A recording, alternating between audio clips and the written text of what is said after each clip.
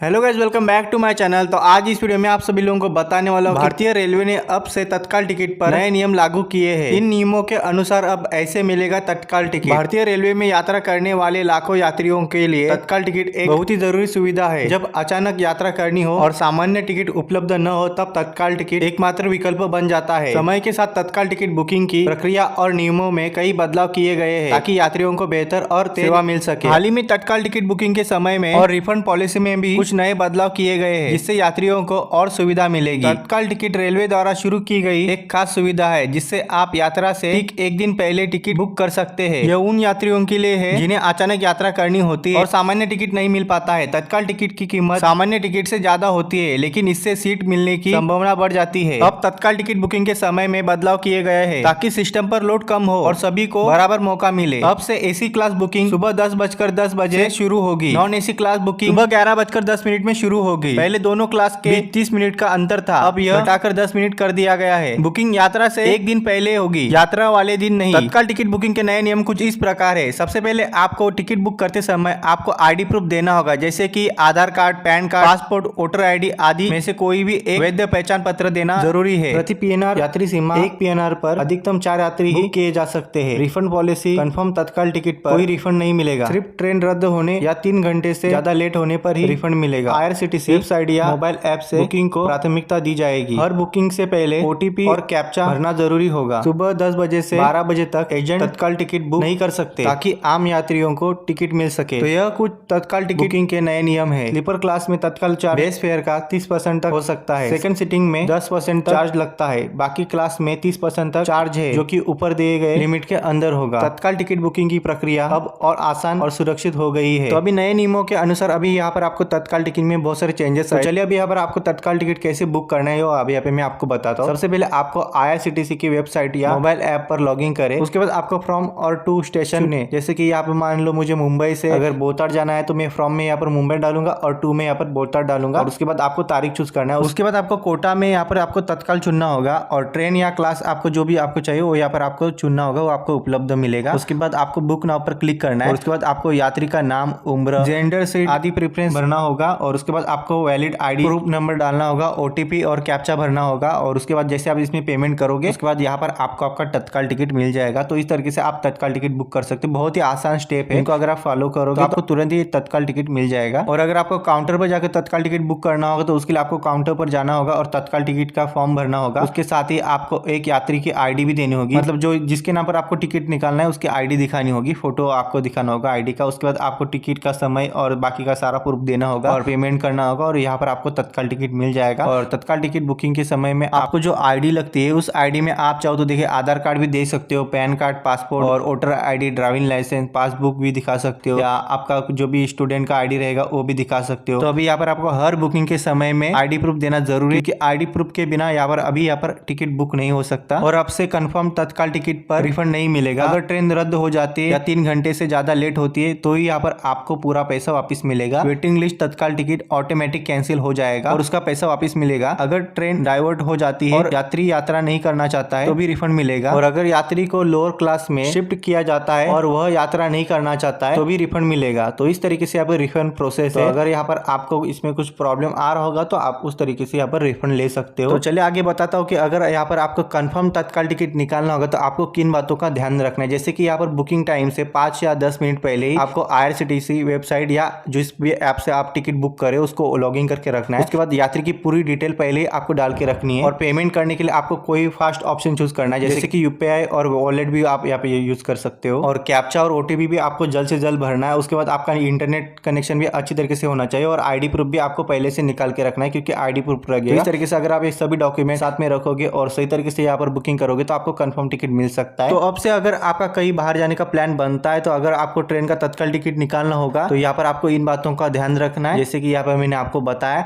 और अगर आपको और भी कोई प्रॉब्लम आ रहा होगा तो नीचे कमेंट करके बताना, मैं यहाँ पर आपका प्रॉब्लम सॉल्व करने की जरूर कोशिश करूंगा।